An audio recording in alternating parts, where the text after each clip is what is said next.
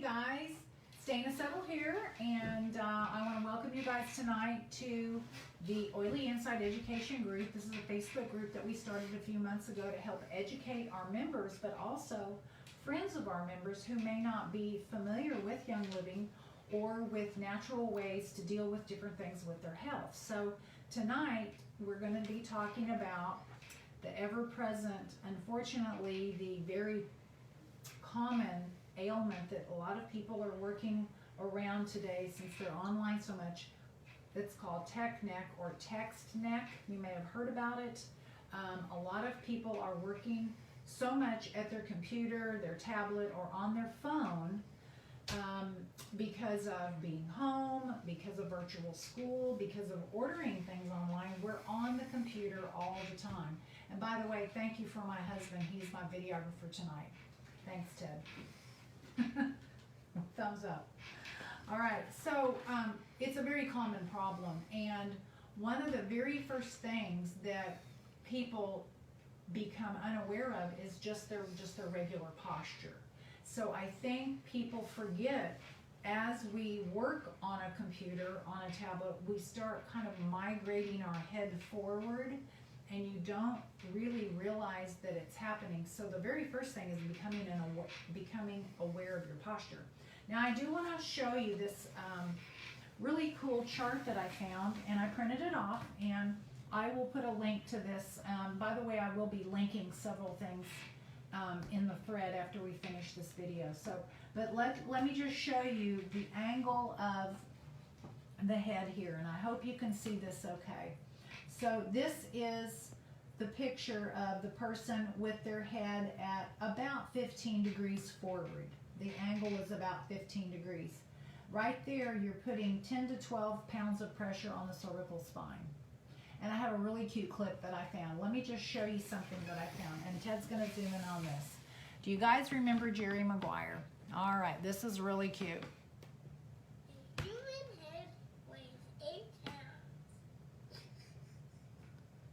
One more time. The human head weighs 8 pounds. Okay, I had to throw in some levity there, but that is about right.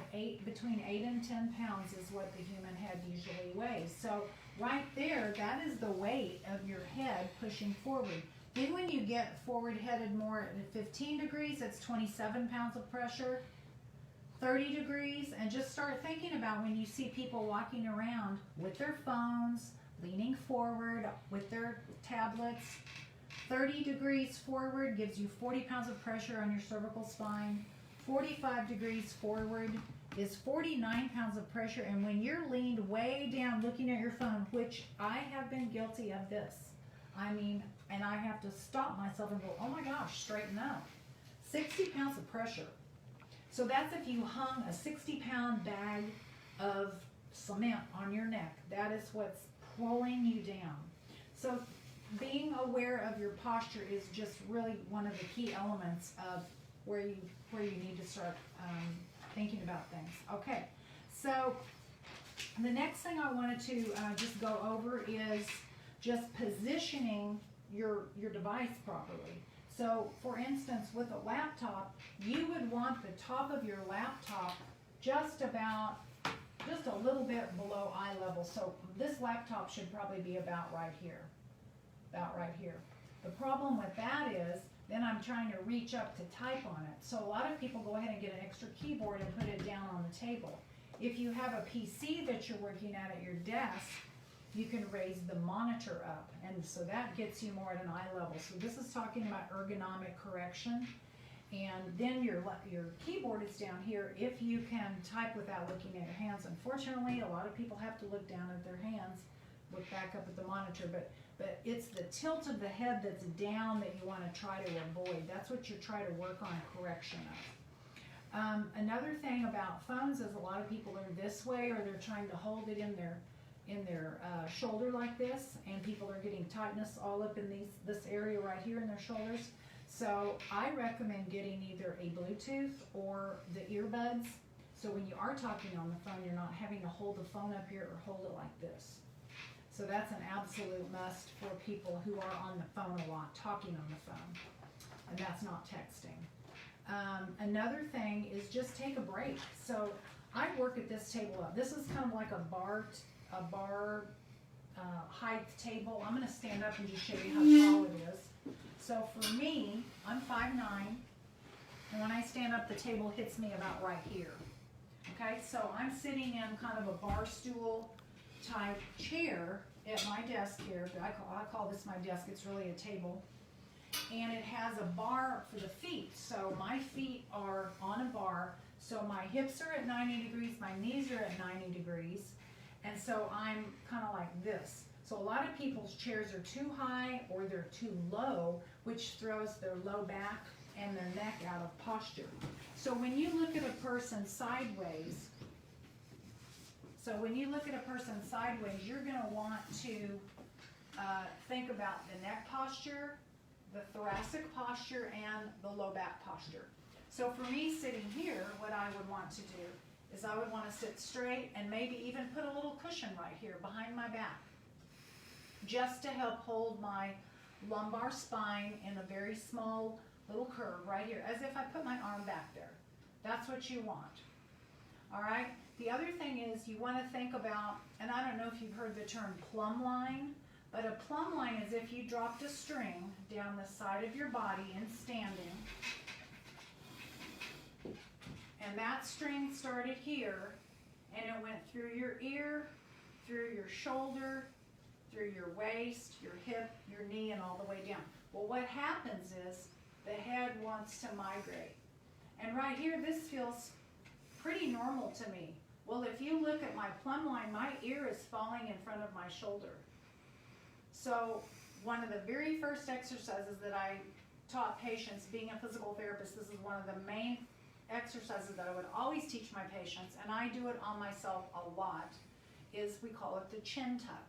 So you're not flexing the neck down, you're not flexing it up, you're pushing it back as if a turtle is pulling its head back in a shell. So you're going to push, and I use my hand as a guide, so you can push the chin and then let go. So what you're trying to do is give a little bit of overpressure, and then when it pops back, it should fall right in line with your shoulder.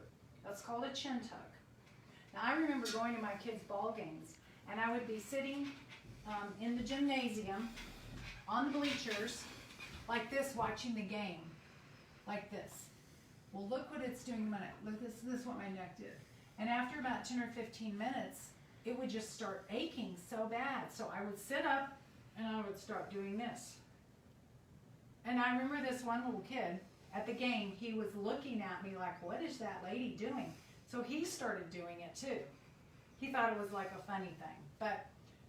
But this chin tucking exercise is really important because it puts your cervical spine back to where it's supposed to be and not let it crunch down like this. Look at all the compression that you're getting in your neck. Okay, the next one that you would want to work on is to help your shoulders not be so rounded.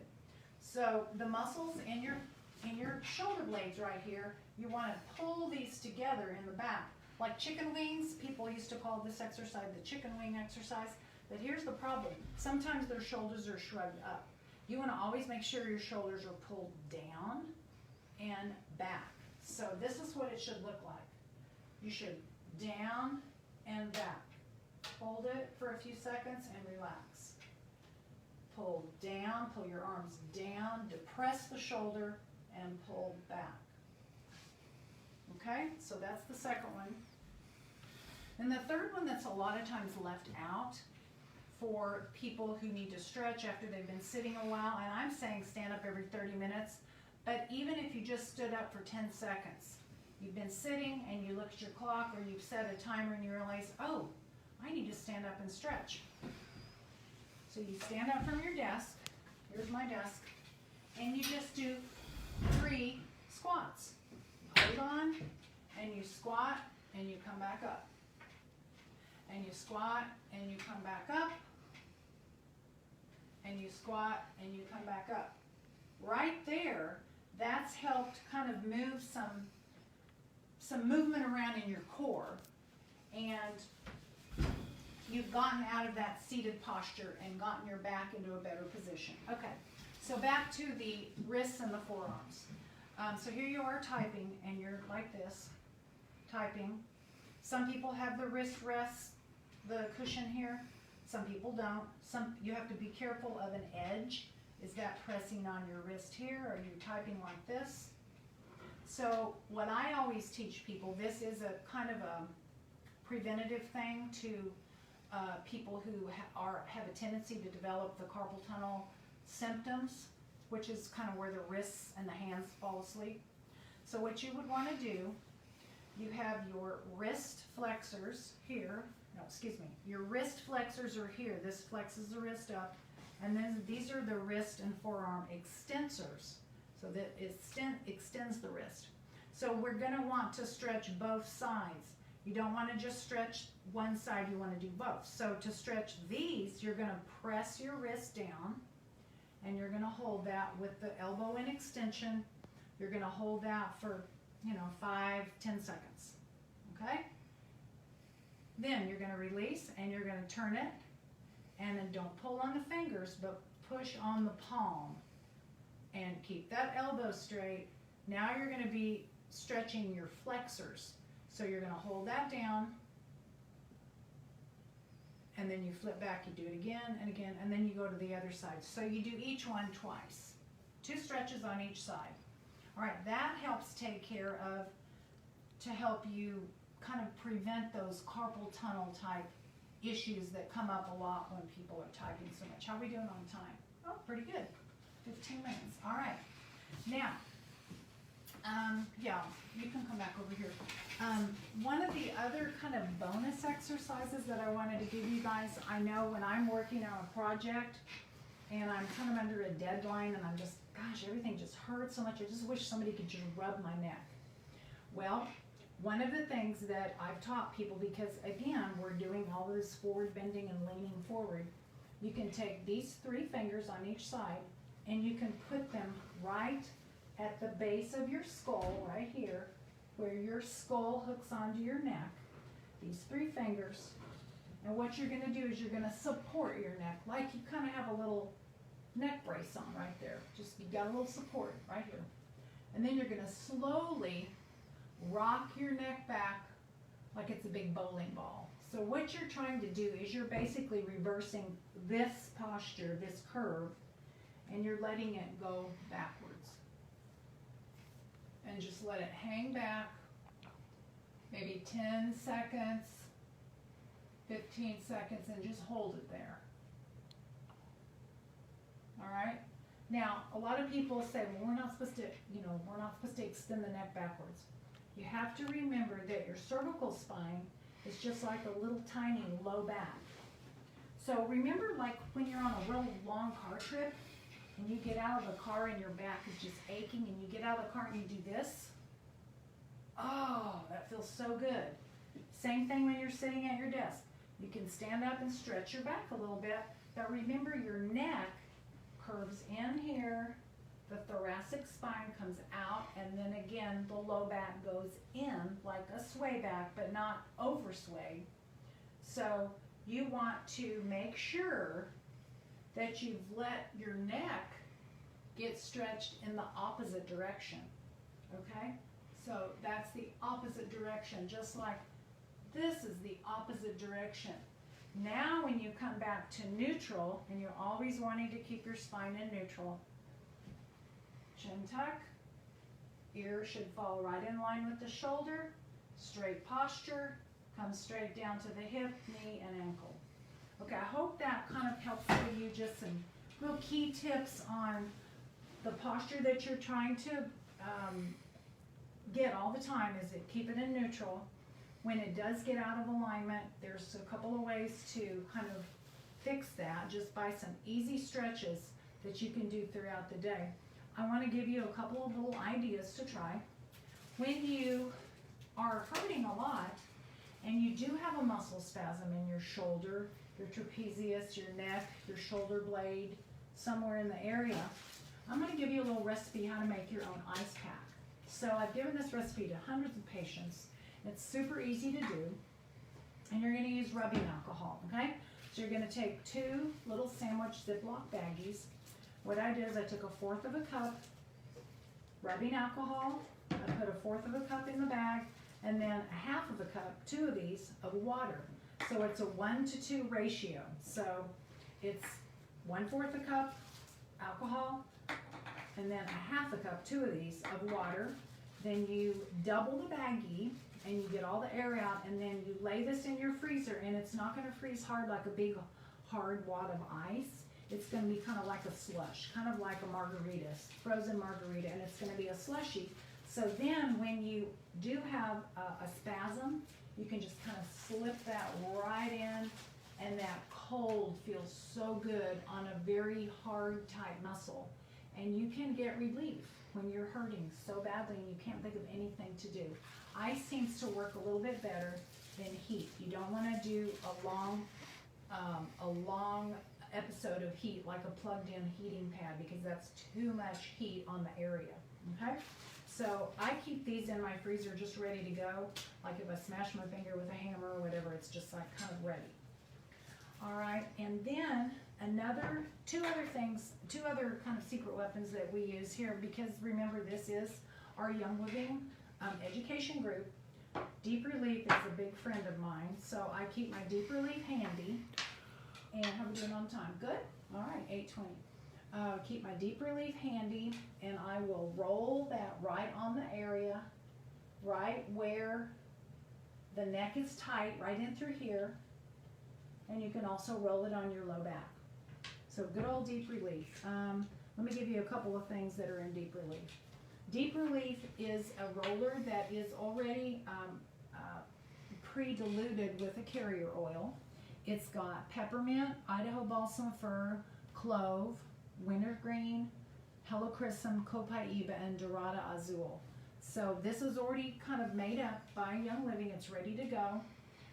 If you don't have this and you have some of these other oils in your stock, you can put those oils together and make your own roller.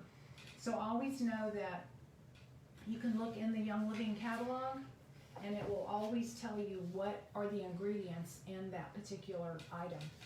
All right, the other secret weapon that I use is the CBD joint and muscle balm. So this is a very thick and very concentrated, and you can tell it's about gone because we've used quite a bit of it. But you take your pinky finger, or you can take a scoop, and you get just a little bit of it out. There's a little small bit, and you would then rub it on the painful joint. So I have some issues with my elbow. So I put it right here on the inside of my elbow. It's not real greasy, and it'll rub in. And this is using our Young Living CBD oil mixed in with the oil, the essential oils that Young Living has in this product is camphor, clove, helichrysum, lemon, peppermint, tea tree oil, wintergreen, and of course the CBD oil too. So these are both very good for when you have muscle spasms, when you just can't find anything to give you some relief.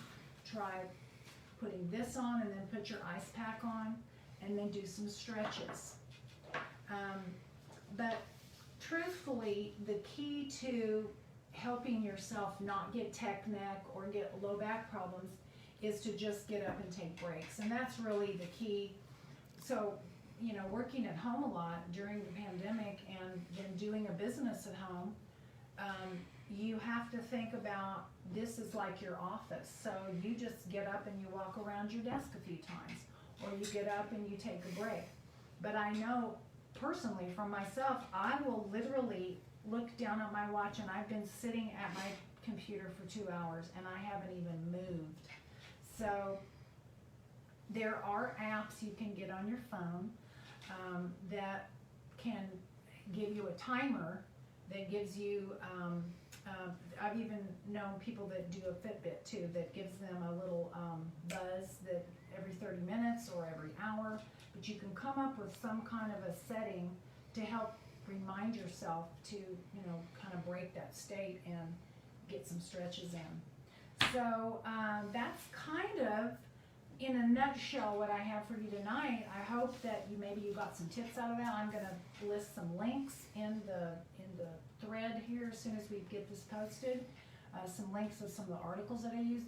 There's so many more exercises that you can do, but I wanted to try to pick out the key 3 or 4 exercises that have been, helpful to me personally, to my husband, and to a lot of the patients that I've seen in the past.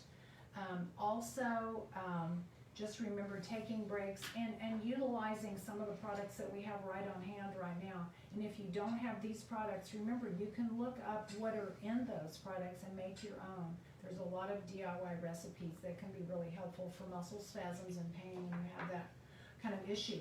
I wanted to tell you about next week real quick. Every Thursday we have a speaker, and some of the speakers do live like I'm doing now, a live video for you guys. Other times we have guest speakers who are have a pre-recorded, like when we had our friend that did the Vitality Oil presentation. She had already recorded that, and it was a YouTube link. So next week we're going to have a friend of mine named Deborah Thompson. She lives in Canada, and I believe her presentation will already be pre-recorded, but she's going to be talking about holistic recovery using stem cell and Young Living. And it's a personal story about how she helped her husband recover from some very severe injuries. So I think it's going to be a really great presentation. We'll probably post it in the morning on Thursday next week, whatever the date that is. What's today, the 11th? So it'll be the 18th, is that correct? We'll probably post it in the morning so you can watch it, throughout your day. When we do the live videos like this, we usually try to post them. They go live at 8 p.m. Central Standard. So anyway, I hope you guys got a lot out of this. Please, if you have questions, please go ahead and feel free to post them in the video. And, I'll do my very, very best to answer whatever I can for you. You can even personally, send me a message on Facebook if you have something else. But thank you for being here. Invite your friends to get in this group because we're all about education. That's the name of the game. Knowledge is power. And we want you guys to feel like you're getting some knowledge that's usable for you and your family. Invite your friends to be a part of this. And get back with the person who invited you to watch this video. If you do not have a Young Living account, we can certainly help you get that set up so you can have access to wholesale, all the products in our catalog. There's over 700 in this catalog, the Young Living catalog, and we're constantly doing education videos on all the different ways that you can utilize the Young Living products in your entire lifestyle. So thanks you guys for being here. I hope I didn't talk too fast, but I wanted to throw this out, and again, I did want to thank one of the members on our team, Dawn Shannon, for pointing this out to me because she had a neck issue going on, and she said, Dana, why don't you do a video on, neck and posture and that kind of thing. So I said, well, great, it's easy for me to do that because I've taught that for over 40 years. So again, thank you guys for being here, and we'll see you next week. Thank you.